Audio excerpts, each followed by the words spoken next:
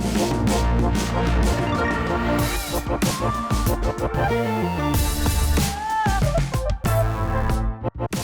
everybody, Adam's back. He has finished up his spelunking trip from the Philippines. So here we have him.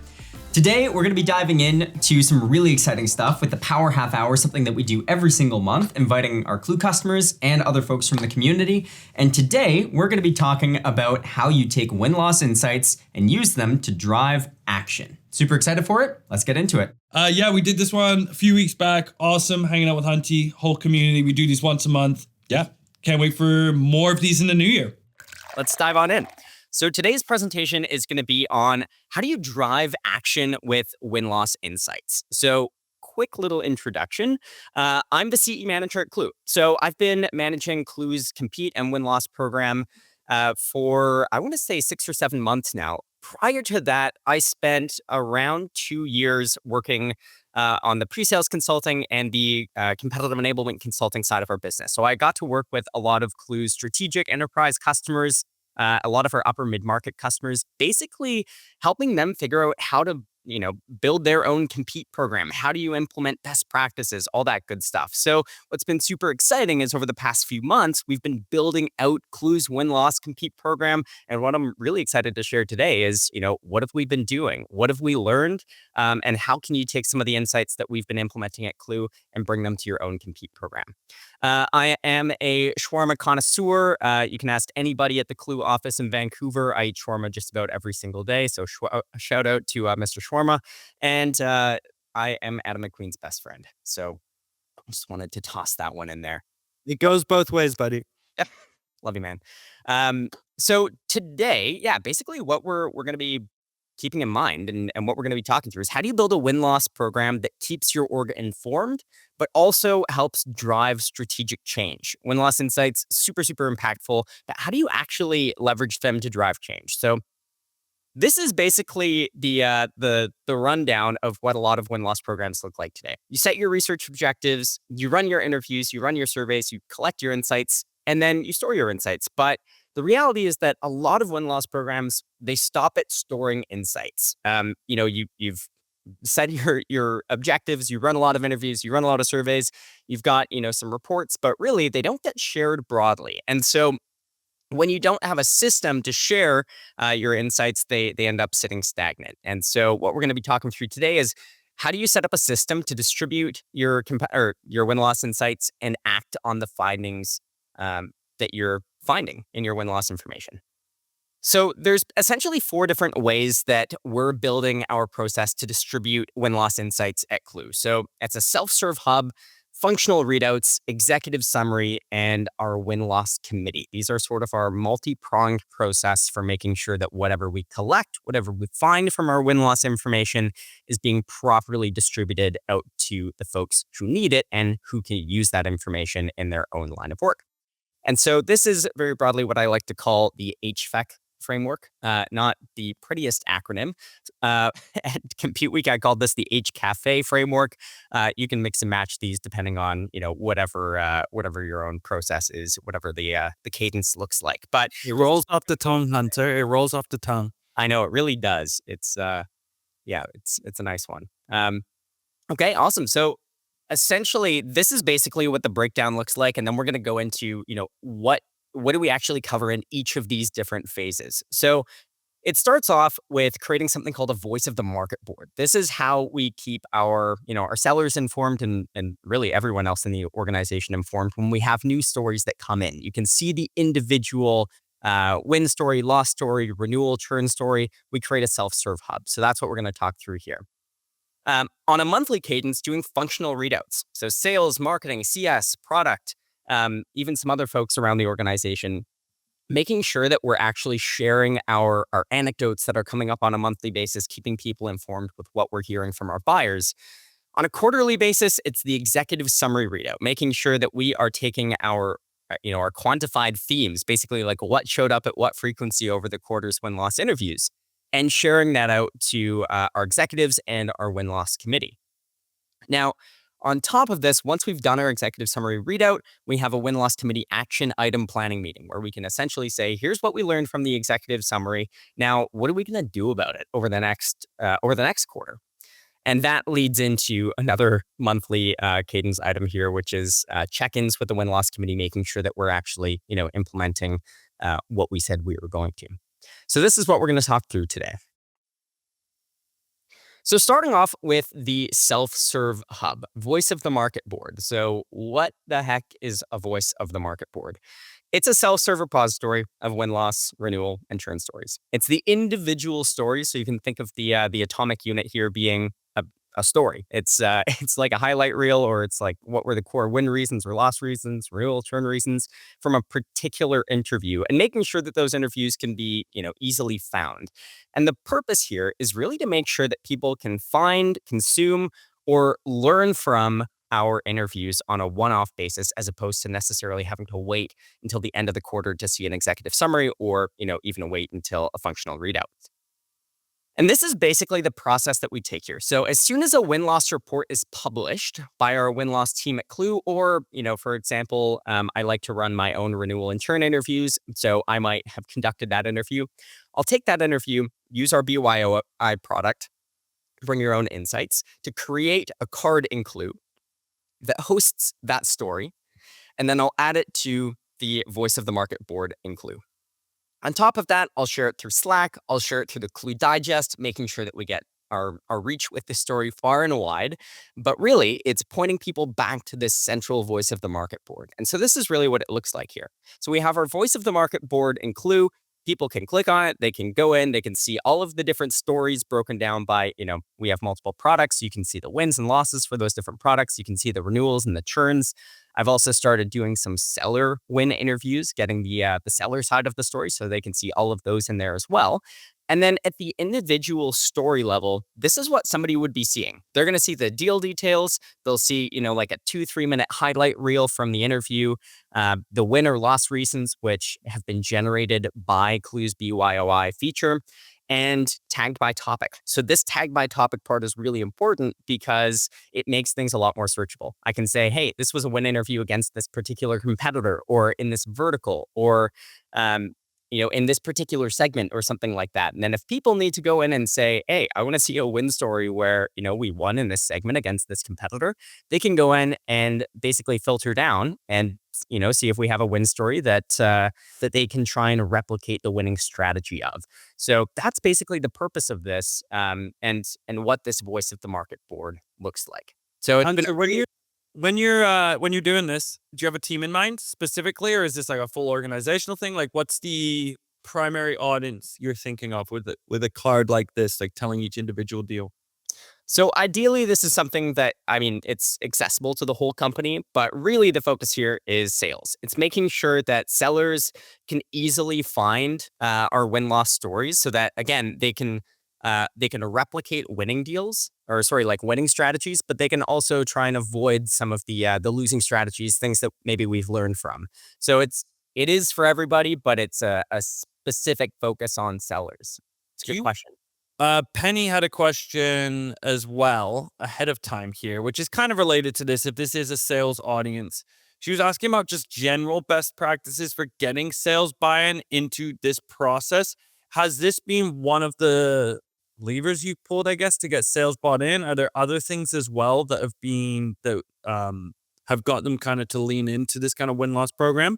Yeah, actually, it's a really, really good question. So the way that I think we have started trying to drive sales and maybe not just sales engagement, but the initial sales buy-in is highlighting when sellers get called out in win stories. So if you're able to do that, whenever you're sharing win-loss information, or you're creating cards like this, if there's a seller shout out, sellers absolutely love that.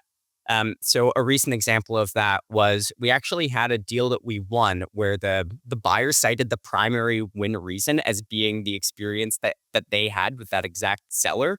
And so I made that, basically front and center when I was presenting this back to the sales team and sales leadership. So next time when that seller is maybe thinking about, oh, do I want to recommend a win story?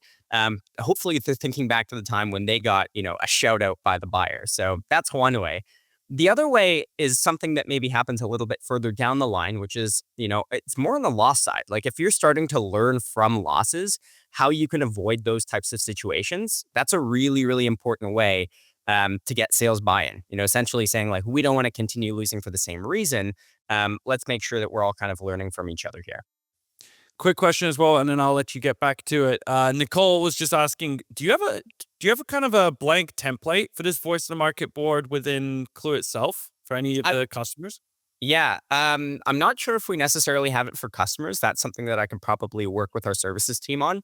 But I personally use a template for the win stories and loss stories side of things. So if it's not something that's already available in Klue, I will make sure to work with the services team to get that in. All right, Nicole, hit up Hunter after this. Hunter, that's on you now. All right. Awesome. All right, so let's talk about functional readouts. So we've talked about the self-service hub. That's basically whenever a new story comes in, add it to the hub, share it out, make sure that people know where they can find these stories. Now, on a monthly basis, what we've been doing at Klue with our win-loss program that we have found a ton of success with is functional readouts. So basically taking our win-loss insights and presenting them to different teams to basically highlight, here's basically what we found that we think is going to be really relevant to this team in particular. And we do these on a monthly basis. So for product customer success and marketing, these are typically 30-minute presentations. With sales, we've got a slightly larger team because we're including SDRs in there, revenue enablement as well. So we make that one 45 minutes. But these have been really, really impactful. Essentially what we're doing is, I'm going to walk you through in a moment here the exact insights that we share, but it's great for basically saying, here's what we've learned over the past month. It's not necessarily an executive summary, although it does share some similarities, but it's really, here's some anecdotes that we're hearing over the past month. Basically, here's how we're trending. If we need to make pivots on the fly in terms of maybe, running an impromptu enablement session or something like that, this is a really powerful way of basically, starting the conversation for doing that. So for each of these different teams, though, we share slightly different insights, or at least the conversation ends up being a little bit different depending on who we're talking to. So for example, with sales, we're basically bringing what are the high level why we win reasons, the why we lose reasons, and then any like topical or competitive insights that are coming out in our conversations that we need to be aware of from our buyer's perspective. When we're talking to product, they also love going through the why we win, why we lose reasons. There's typically, a degree of product in there. So it's really helpful to do that. But two, specific product feedback, whether that's really positive feedback that's coming through. I love sharing that with the product team, or it's maybe more constructive feedback. In some cases, like you really want to try and understand, like if you've got a particular piece of the product that's really resonating with a buyer, you want to be able to share that with your product team. But then if you're noticing that maybe you've got some product gaps against a competitor that buyers are calling out, that's super important for the product team to know about. On the customer success side, this is basically where we're bringing in our renewal and churn insights. So at Klue, we, on top of our win-loss program, we also run our renewal and churn program. So I run those interviews personally using our BYOI product. And essentially what we're sharing here is why are our customers renewing? Like what are the big value drivers that they're finding in the product or services? Why are customers churning that maybe we can start to mitigate a little bit earlier in that process, or create strategies or playbooks to mitigate, and then competitive insights. These are always really, really important as well for sharing with the customer success team. And then on the marketing side, we're essentially covering, why are we winning? Why are we losing? Evaluation drivers. What are our buyers looking for when they're first coming to us? What are the problems that they're looking to solve? And purchase influencers. So purchase influencers could be like, where are they actually like going to make their decision? Like who are they leaning on to make their decision? That could be Gartner, it could be Forrester, it could be, industry news, could be, blogs, could be G2. Could even be other folks within the industry or special communities as well. So these are always really important places to share with the marketing team, because understanding purchase influencers might understand where you want to invest your reach, your content, and where you want to live to engage with your buyers. And when it comes to the functional readouts, the question that I get a lot is like, what do these presentations actually look like? There's a million different ways that you can set up a functional readout presentation, but I want to really quickly go over just how simple our setup is at Klue when we're presenting these to different teams. So this is an example of the win-loss reasons. We put it on one screen. And we're essentially just saying, like, here's our top 3 win reasons from this cohort. These are our top 3 loss drivers.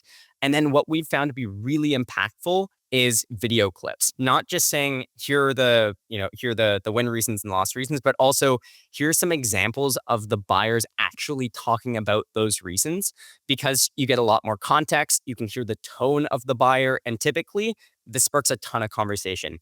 In executive summaries, when we've shared buyer clips like this, it opened up a huge wave of conversation. So including buyer clips into your presentations, if you can, is really, really impactful. Okay. So now we've gone over the functional readouts, which is something that happens on a monthly basis. Again, those are 30 to 45-minute presentations to different teams sharing, basically the win-loss insights from that particular month. Now, getting into the executive summary, this is the quarterly roll-up. So this is a presentation at the end of every quarter that we do, senior leadership team and win-loss committee all being a part of this, typically around 60 to 90 minutes. We've done 90 minutes on the longer end when we've had to cover a lot more content. And again, this is something that's done on a quarterly basis. So this is not monthly. Some folks do this on a biannual basis, but we really like to do this on a quarterly basis as just part of our win-loss program. And essentially what we cover in this presentation is we go back to our learning objectives. So what were we actually trying to understand from this cohort of win-loss interviews? And who did we talk to? So which interviews were completed, which products, what industries were they in, what segments, that type of thing. We'll go over a summary of our findings. So keeping things, relatively high level, keep in mind that we don't really want to get like super, super into the weeds here unless there's something that's extremely topical that we want to hit on. We do kind of want to touch on more of the higher level themes on top of our learning objectives. And then when it comes to the actual insights that we're sharing, this is essentially what we're doing. Like you can basically split this up whatever way that you want. You could do, win-loss, business drivers, selection criteria, pricing, sales, whatever. But what we have been finding is that mainly what our senior leadership team and win-loss committee wants to be hearing about boils down to what are our overall win reasons, what are our overall loss reasons, separated by product, of course, and competition. So these are really the 3 areas that we try and cover. And this is a question that we actually get a lot, which is if we're going to run an executive summary, how do we, so to speak, avoid boiling the ocean? There's a million different things that you can touch on, but ultimately, I think what we found is people typically resonate with the overall win reasons, overall loss reasons, and competitive insights. The one thing that I might add on to this is there something topical that you can hit on? Like did a competitor come out with like a new release that maybe you want to dive deep into? Or was there something in your learning objectives around, understanding product apps against a particular competitor that maybe you want to dive deep into from like a product perspective? These are some of the things that maybe you want to deep dive into a little bit more and creating maybe more of that topical section. But those are just some things to keep in mind, some guardrails. Hunter, I think you're going to get into this as well, but Kathy had a good question because you mentioned there on these executive summaries, you're bringing in SLT and the win-loss committee. Kathy wanted to know who's on the win-loss committee at Klue and what have you seen typically in other companies? Well, we are just about to get into that. So I'll touch on it very high level. The win-loss committee, there's a lot of overlap actually at Klue between our win-loss committee and our SLT. But there are some folks who aren't on our SLT that are, they really, really need to be in that room when we're doing this executive summary. So an example of that is, we have our principal product manager for our win-loss product. Not necessarily on our SLT, but because he oversees basically the entire win-loss product at Klue, we want to make sure that he's in the room to hear, what's coming up over the quarter of win-loss insights. Also, it's really, impactful for a variety of other people who might not necessarily be on SLT, but, have a lot of, influence, probably want to hear what's going on from a win-loss perspective. All right. So one of the other things that I think is important to talk about here too, and this really comes back to the whole purpose of this conversation around how do we drive action from our win-loss insights. And so after our executive summary meeting, what we're starting to implement is basically having action items that come out of that meeting. So we've presented the insights. Here's our quarterly roll up. Here's what we found. These are the themes. Now, let's come together with our SLT and our win-loss committee and basically come up with what are the 3 things that we're actually going to do this quarter to act on these insights. And so this is the format that we follow. What's our action, recommendation, next step of the action, who's going to own it, timeline, baseline metric, target metric. You might not necessarily have to go through all of those. Maybe you can keep it a little bit more simplified, but this is just one of the ways that you can actually take those insights, bring them to SLT, bring them to win-loss, or sorry, to your win-loss committee, and start creating some tangible action items. So getting into the win-loss committee, Kathy, to answer your question a bit more thoroughly, this is essentially what our win-loss committee at Klue is comprised of. So we have folks from our marketing team, sales, product, customer success, research services. Within sales, we also have revenue enablement in there as well. And essentially, again, what we're doing is we're getting together at the end of the quarter. We're coming together on top of, when we're meeting with our SLT to basically come up with our action items. But then on top of that, we're essentially reviewing progress towards those action items on a monthly basis. So instead of just saying, hey, this is what we're trying to achieve, we're actually basically trying to keep ourselves accountable here. And because the win-loss committee is made up of, mainly functional leaders, it's a really, good team to basically be owning a lot of the implementation of some of our recommendations and the action items that are coming out of our executive summary. So would you say on the committee side of thing here, that even though, especially for Klue's case, because we're maybe a smaller company than actually some of the other folks on the line here, that there is some overlap between SLT and the committee, but the key difference is the committee are folks that are kind of more on track to make sure that whatever decisions or actions get agreed upon are getting implemented, rather than maybe that exec summary is kind of informing leadership, but there's less mandate on them to drive change. Yeah, and I think the win-loss committee could look a little bit different at larger organizations too. I had a conversation with someone who runs a win-loss program at a relatively large company, a few thousand people kind of thing. What they'd essentially mentioned is their kind of go-to audience is mid-level managers, folks who can implement some of these recommendations, but might not necessarily be the most senior people, the SLT, that type of thing. So that can be a really impactful way of setting it up at maybe a larger organization.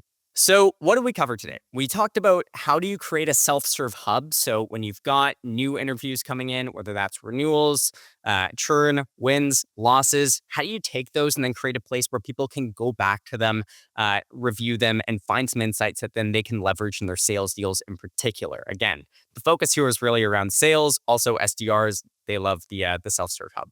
Number 2, we talked about functional readouts. So on a monthly basis, basically doing a roundup of the interviews that you've conducted, presenting those insights to different teams and focusing on the specific things that those teams are going to find value in. So sales is going to care about why we win, why we lose, competitive insights. Product, they're mainly going to focus on product feedback, those types of things. Executive summary being the roundup of the end of the quarter. So how do we take 3 months worth of interviews, find the themes in them, present that to our SLT and our win-loss committee. And then we talk about our win-loss committee being really the owners of taking those insights, putting them into action, and staying accountable to those. And that's the show, folks. Want to say big thank you for everyone who came today. This was great. Again, name's Hunter Soanes. Feel free to hit me up on LinkedIn if you have any questions about this. Would love to go deeper. So you can always find me on LinkedIn. Thank you, Hunter. I've got a question. Anyone else has questions that we can get to before we wrap here? I know we're just coming up tight on time. There was a really good question from Nicole ahead of time too here that I wanted to share. And also, I kind of want to get folks' takes before they hop off here too. If anyone is working at a company that's got a wide portfolio of solutions or products, and maybe you're serving multiple industries. Nicole was wondering, like, how do you run a win-loss program that has that kind of complexity? I know at Klue we're multi-product, but maybe not the same as, again, if there's some folks that are going 8, 9, 10 solutions. Like, how are you tackling that, and how have you seen others? So at Klue, essentially, we don't necessarily have the same degree of complexity. We have 2 products, but we do operate in, a few different geographies. For example, NORAM, EMEA. And so one of the ways that we have basically tried to tackle this is, it sounds a little bit simplified, but running a stakeholder survey with our SLT to basically understand, like, what do you want to learn? What are the top priorities for you? And then incorporating that into our actual, win-loss research schedule. So that's one way of doing it. There are other ways, but basically, working with the Klue win-loss team, our research directors, they've got a lot of experience there, best practices around how to do that, and, different types of companies, different levels of complexity. Sweet. All right. Well, thank you, everyone. That's 10 o'clock on the dot here over on Pacific time on the West Coast. Appreciate everyone tuning in, dropping in their questions, contributing as well. And that's it for the year for Power Half Hours. Jen, if anyone's interested in our win-loss product too, and some of the things that Hunter touched upon, you can check that out at our demo arena, where you can take the product for a spin at klue.com/win-loss. And of course, the recording will be out Tuesday.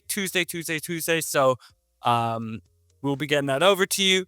And last but not least, Hunter and I do a podcast here at Klue too, Coughing the Beat. So we'd love for you to come check it out, like and subscribe, be part of the show too. So thank you, everyone. And if we don't catch you this year, have a great holiday season. And we'll see you in 2025.